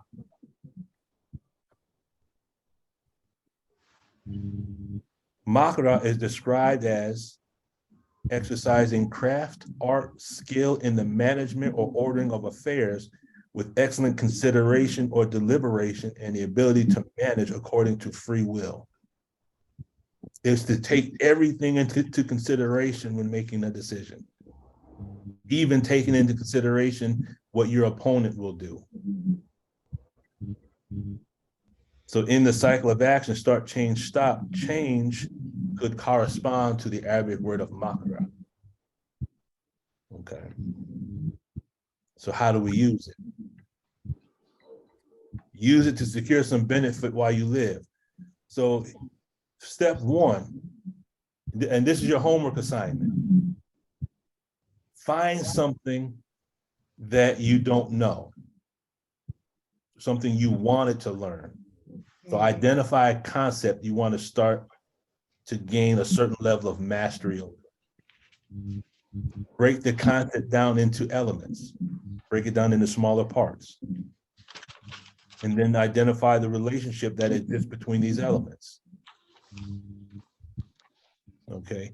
In the past, we used formulas when we did the mathematics, and what we did was we took the formula, we broke it down into each part of the formula, and we understood each part of the formula, and then the operation that takes place within the formula, and then we understood how to use the formula, correct? Okay. If we say circumference equals 2 pi r, well, we know what 2 is, correct? Do we know what the number 2 is? No, sir. Bring it. We don't know what number 2 is? 2 is 2. Yeah, No, 2 is 2. And then pi is what? That's 3.14, correct? And then r, that's something that will be given to you in the problem. So once you know what 2 is, and you got 3.14, and let's just say the radius is 1, what's the relationship between those three? It's multiplication, correct? Yes. So now we know the elements and we know the operation. So if we know how to multiply those numbers together, then we will understand what the circumference of the circle is. We've taken the concept, we've identified the elements, the relationship between the elements, and now we're able to calculate. Figure out the answer. Get the answer. Figure out the answer.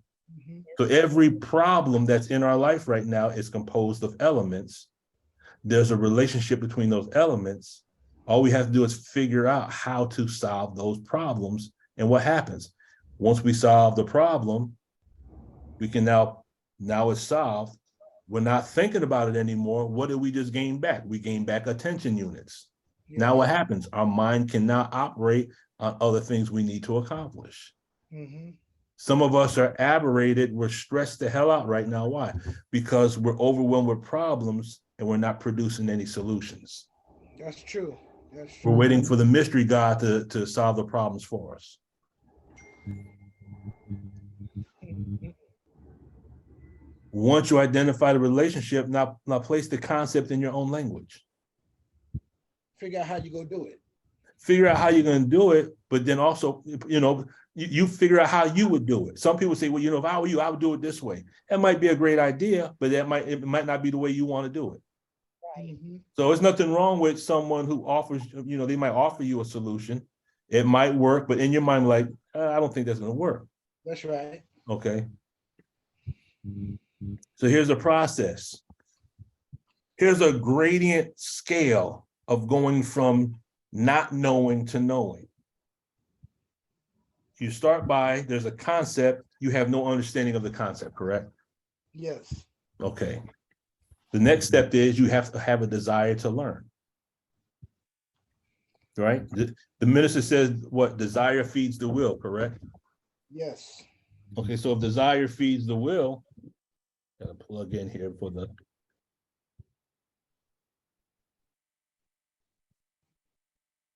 right computer. So desire feeds the will. Then you don't have any understanding of the elements, you just have a desire to learn, correct? Mhm. Okay, so now you take what you want to learn, you break down the elements, you look at the smaller parts that make up the whole. So you understand some of the elements, and then you get to a point where you understand all the elements. That's right. Now, once you understand all the elements, now you got to understand some of the relationships. Then once you understand some of the relationships, you'll do what? And you get to a point where you understand all the relationships. So now you understand the elements and you understand the relationships between these elements. And then what happens is now you understand the concept.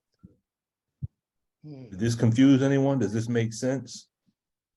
Those are the 8 steps of This is what I use this when I study certain things for the first time. I take it and I break it down into smaller parts. Okay. Because I work a lot with formulas, and sometimes the formulas are a little out there. Yes. So I have to take the formula and say, well, what does this part mean? Okay, I understand that. Now, what does this part mean? Mhm. Now, what does this mean with respect to this? Okay, now I got that part done. Okay, now what's this mean? And for me, when I go through that process of breaking down a formula, I break it down the elements, and then I understand the concept.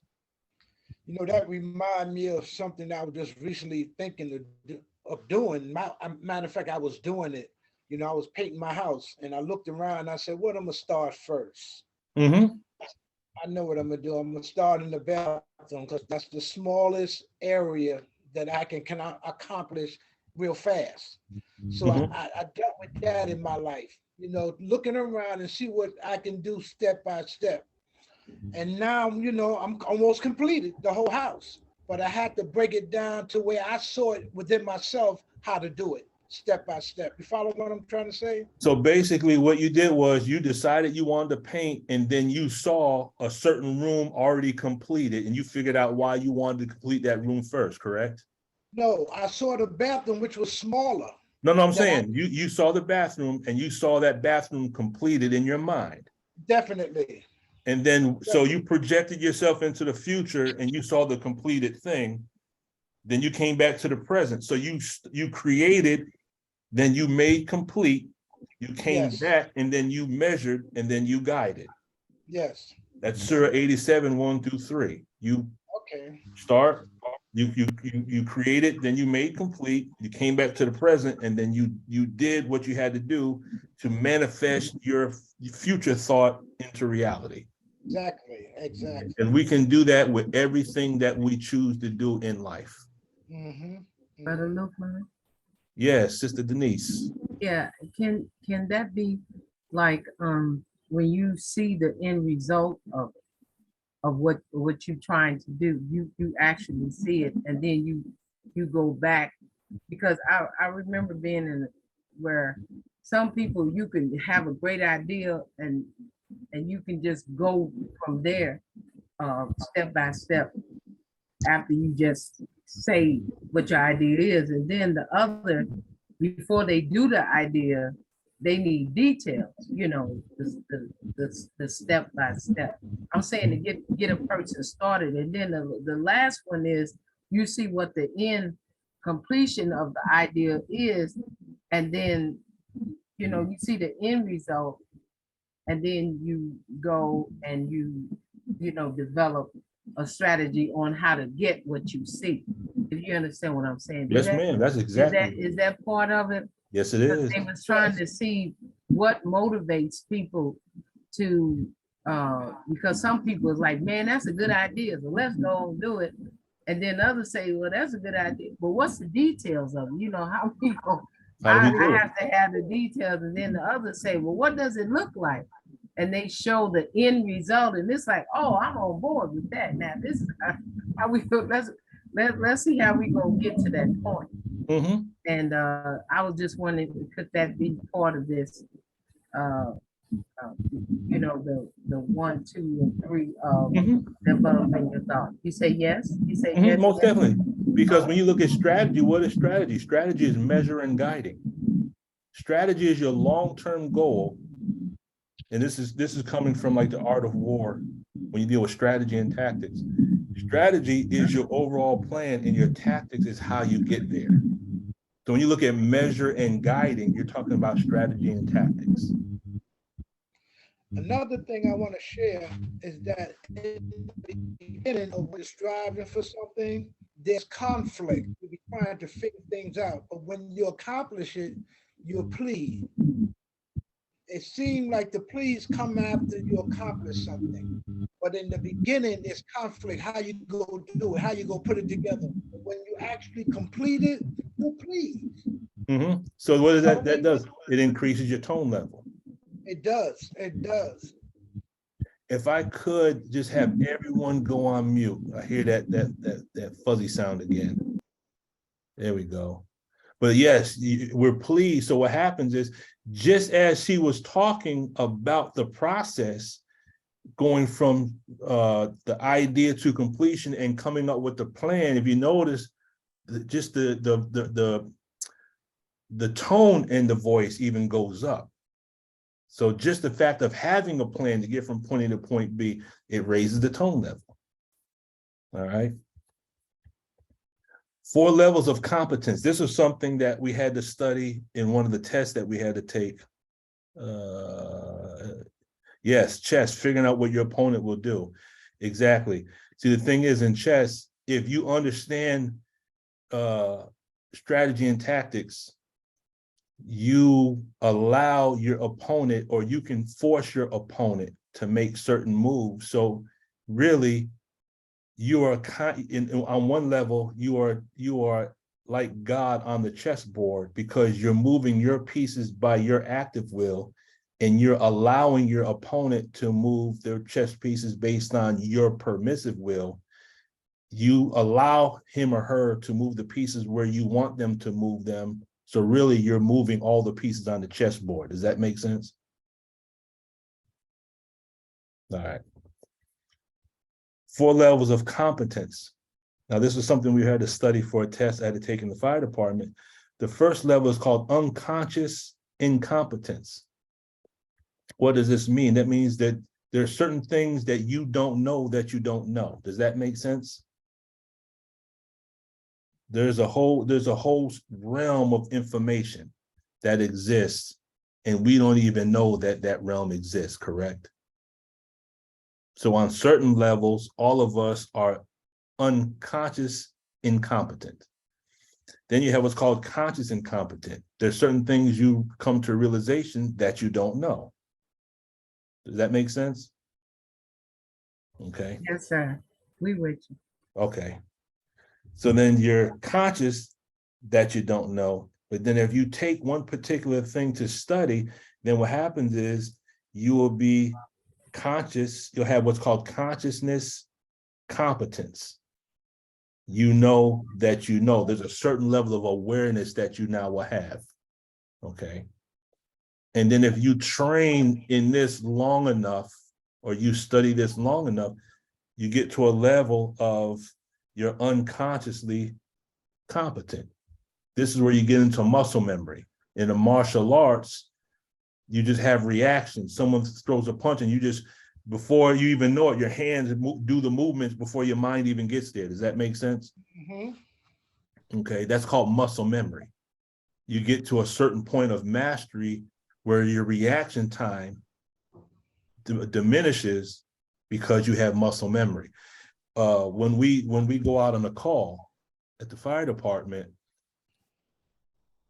there's a certain way each fireman puts his gear on the rack. So when the call comes in, you set your gear the same way every time.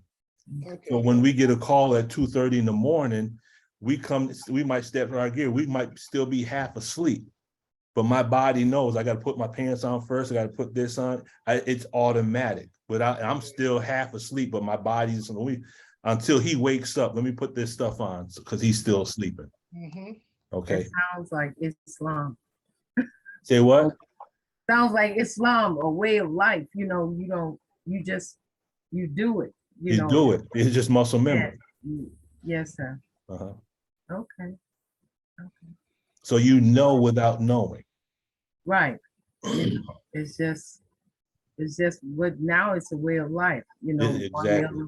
one meal a day, so you ain't struggling with it because you done practice it over and over again. So now it is you. You know, it becomes you. Yes, sir. That's what I was. Yes, ma'am. Mhm. Sister Tina. Yes, sir. What came to my mind when you just said that in regards to muscle memory, you ever experience driving like long distance and you actually fall asleep because next thing you know, you're about in the next city where you weren't there before. Anybody have experienced that? I haven't experienced falling asleep, but I have experienced you zone out. Zone out. Your body's driving, but your mind is doing so many different things, and then you realize like, oh man, I just drove 10 miles. There have been times, and Brother Salam, we've done this ourselves. There's certain times we were going to the prison and coming from the prison, and there are times when we would zone out and we forget where we were going. You know what I noticed about that, Brother Lukman? Is that I used to drive and my mind would go somewhere, and before I know it, I didn't went miles. And I said, damn, I went across the bridge and didn't realize it. Yeah. So what happens, I get into auto zone. My brain know where I'm going, but my mind is somewhere else. But it don't dawn on me until miles go by and it dawn on, damn, I went across the bridge and didn't realize it. Yes, sir. But that's like autopilot. I go into autopilot because I've drove there so many times. So my body said, I know where you at. So now they got cars, you can take your hand off the wheel. As long as you within the lane, it will stay in that lane. They got cars like that now. Yeah. Is that right? I ain't ready for that one yet, though. I ain't ready for it either. I ain't ready for it. I'm just saying. Your body can get into auto zone, like autopilot, and you can drive for miles and don't even realize it. Yes, sir. Yes, sir. So is that like that muscle memory? Is that like the same thing, the autopilot and the muscle memory?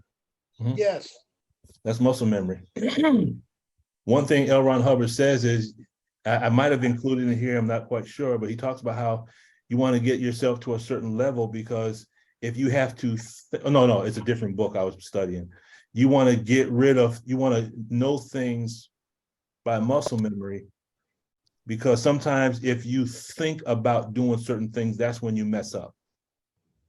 Certain things have to get to a point where, in the book I'm reading right now is dealing with swordsmanship, with fighting with a sword. And you don't want to think about sword. It has to be muscle memory, because the fighting with the sword is so quick. Trying to think about what to do next thing you know, your head is on the ground and they ain't gotta think no more. Wow. You see is best in muscle memory? Say what? When you're saying with a sword, muscle memory is better to fight in that style than thinking In any style of martial arts, you want to have what's called muscle memory, and here's why. Bruce Lee wrote a book called The Tao of Jeet Kune Do. And in my humble opinion, any martial artist, this is like the Bible of the martial arts. And the one thing he talks about is reaction time. Now in Dianetics, it's called stimulus and response, okay? So when you have stimulus and response, you have a cause and an effect, correct? Yes. You train to muscle memory because in between the stimulus and the response, there's a small piece of time in between there. And if you have to think in between that time, by the time someone throws a punch, you've already missed it. Now you're laying on the mat and you're out cold, right? Yes. So muscle memory is you can fix your response in between the stimulus and the response, so then you can react to the punch before the punch even gets to you. Okay. What have you done? You've removed thinking out of the equation because you just have muscle memory. When you look at Grandmaster, you know, when we look at the Grandmaster, brother, Assistant Supreme Captain Abdulaziz. Yes. When you see someone throw a punch, he done already landed 5 punches before the punch even gets there. And whoever throws a punch, they're already locked up and on the ground choking before they even finish the movement. Why? Because reaction time is so precise. It's all muscle memory. Okay, great. We'll end this with words from the minister. And for this, I have to do this, share my screen, and go here. Can everyone see my screen? When thought germinates in the mind, if you don't continue to think on the thought, I want you to hear me.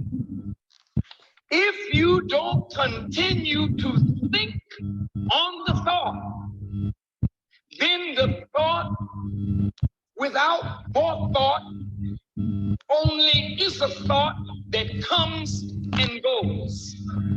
And you will say when somebody else comes up with the thought, but thinks on the thought, they stole my idea. They stole my stuff. They making the money and I ain't got nothing. Dirty, low down thief. Wait a minute, fool. You don't have any corner on thought. You don't have any specific corner on imagery. Please. Many of you have good thoughts, but you do nothing about what you think.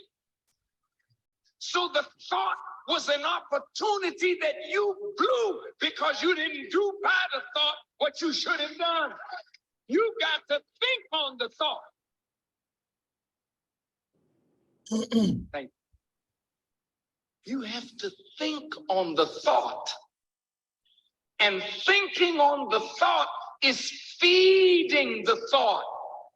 Then the thought develops into an idea, and that idea has with it a plan, a scheme, a method of fulfilling and concretizing what was a mental image that had potential, but now you want to actualize what you have envisioned.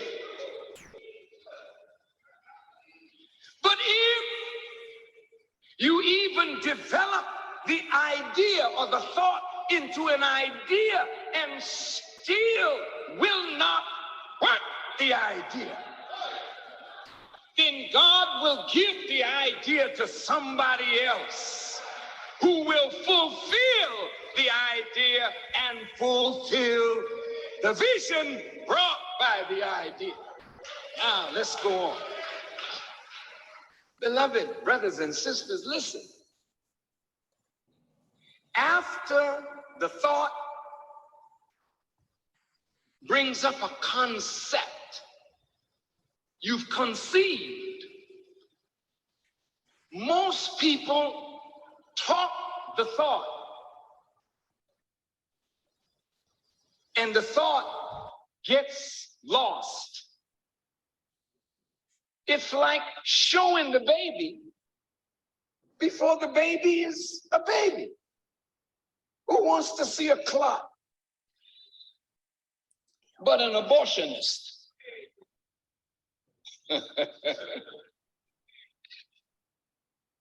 And most times we get a thought, we speak it before we think on the thought. Get it developed.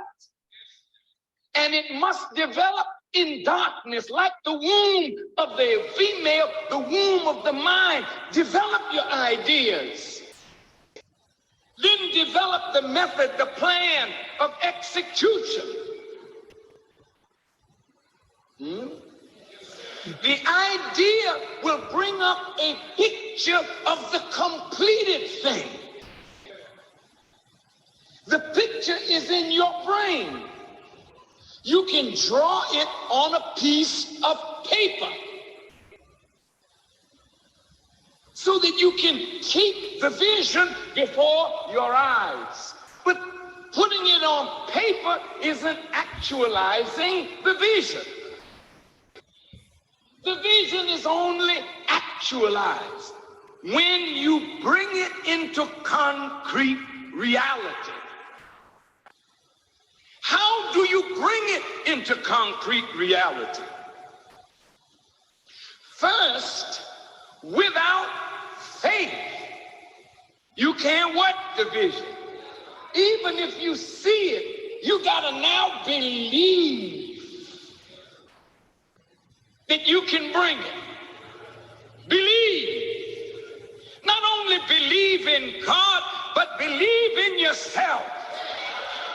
Believe that you can do what you envision that must be done. But belief alone is not of any value unless belief is translated into practice or work. And it is belief joined by work that concretizes vision. Now,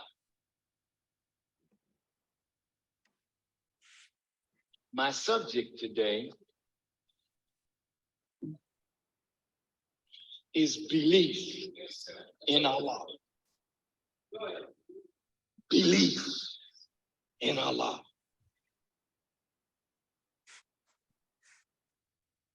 What is the problem with our lack of productivity? What is the problem with our lack of doing great exploits?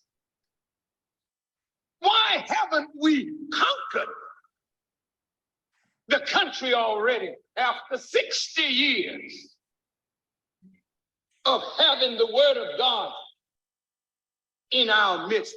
What has slowed us down? I'm gonna end it on that note. That's great. But what I will do is, give me 1 second. Let me work my magic here.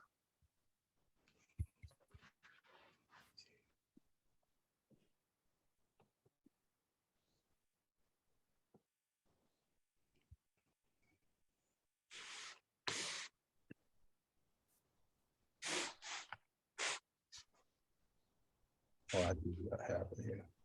All right. Let me give this to you here.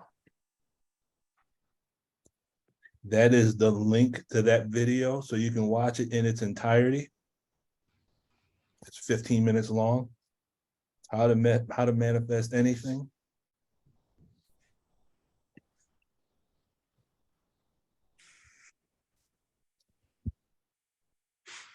And now, does anyone have any closing comments, thoughts, questions, concerns, suggestions, corrections, cognitions, or wins before we close out? Yes, I have something I want to share in regards to what the minister was just saying. And Wait, hold up 1 minute, brother. All right, brother, you're late. What you doing, brother? Who was that just came in?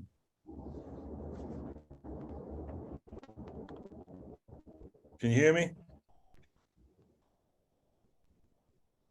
Brother Kenny.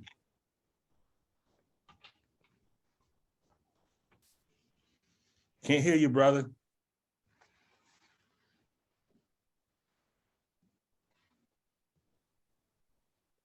Always connecting. Speak or forever hold your peace, brother.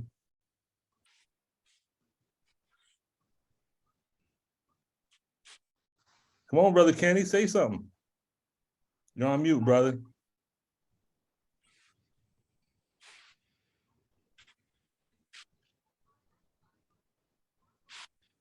You're on mute, brother. Oh. Kenny. There you go. Go ahead, brother. Assalamu alaikum. I'm in the dark, brother. I'm gonna sit the phone down for a second, but I'm gonna come right back. Well, brother, we about to end, brother. Oh, for real? Damn. I saw it and I just jumped on right away. Now, do you have archives or no? I'm gonna post this onto YouTube tonight, on the YouTube channel. Okay, praise be to Allah. I see brothers on here. Y'all know who this crazy brother is, right? Welcome. I'm in triple darkness. The black man is God, as you can see. I'm in my triple darkness right there. That's right. All right, brother. Yes, sir. I'll send you the link. That way you can see where the archive is going to be on the YouTube channel. Okay, please, man. I definitely appreciate it. I definitely appreciate it. How's it been going? Oh, brother, ask the believers. They're right here. Excellent. Highly informative. Powerful, bro. Powerful. I know it's powerful, bro. You changing the game, bro. You changing the game. Praise be to Allah. This is what we need, brother. This is what we need. We need understanding, wisdom, guidance. You know what I'm saying? We need to see things on a determined level from all directions. You know what I'm saying? So we won't be deceived anymore. You feel me? Yes, sir. What did Minister Farrakhan say? He said, can a devil fool a Muslim? And he said, yeah, he's fooling them now because you're not studying. He said, you're not studying. That's what. So he's fooling a Muslim. Only way he can fool a Muslim is if he doesn't study. So you're really taking it on to a whole nother level, you know, to force that study. It reminds me of Jibril. That's how Jibril go hard. But I'm not gonna ramble on. You know, I'm gonna recoil into my triple darkness and start creating again, brother. I'll send you the link. That way you can get access to the other archives. Yeah, send me the link, brother. Praise be to Allah. As you would say, brother.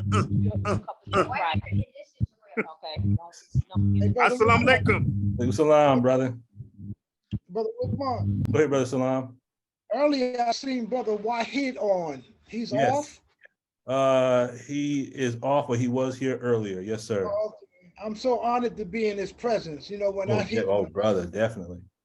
I know he did a great work in the beginning of the Nation of Islam rise with securing our minister. Yes, sir. Definitely. But back to what you were saying about the thought. It reminds reminded me years ago when I was in prison, I had an idea of an invention. And I shared it with my wife when she came to visit me. But when I came home, I forgot it. But she didn't forget it. And like 9 years after I was home, she brought it back to my attention of the thought of the idea of the invention that I'd shared with her like 10 years before. Wow. When she said it, the way she said it to me, it resonated so well into my being, I pursued it with a patent. But like the minister said, if we have an idea and we don't pursue it, he'll give it to somebody else. So at first I had the idea and I forgot it, but my wife held on to it. But she brought it back to me and I pursued it. And I got a patent of that umbrella light fixture. Yes, sir. But that shows us that if we have an idea and if we activate on it, we can bring it to a physical reality. Yes, sir. Most definitely. I just wanted to share that, you know, how important ideas are. And if we don't utilize the law, give it to somebody else. Yes, sir. I'll close with this last statement. I think it was Dale Carnegie. I'm not 100% sure, or it might have been Napoleon Hill who wrote Think and Grow Rich, one of those two. They said every year, every individual has at least $2 million ideas. The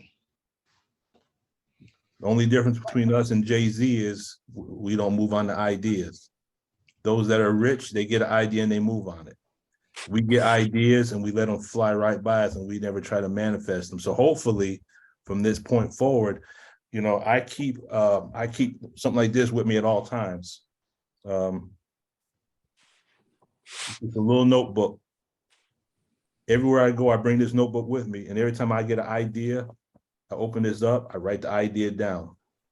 I don't try to let any ideas get away from me. And then when I come home, I have a larger book where I take from this, and that's where I start to grow the ideas, almost like a garden. I grow the ideas in this, and I keep nurturing and feeding it, and trying to expand it and grow on it. And then God willing, Brother Salam will get these books written. Yes, sir. Right to the side of me, I have a book that I was reading earlier called The Law of Success. Oh, It yes, talks sir. about ideas, how to take your idea and make it a reality. Yes, sir. I think these are one of the books that most honorable Elijah Muhammad told us to read. By Napoleon Hill. I believe that is true, but I'm not 100% sure.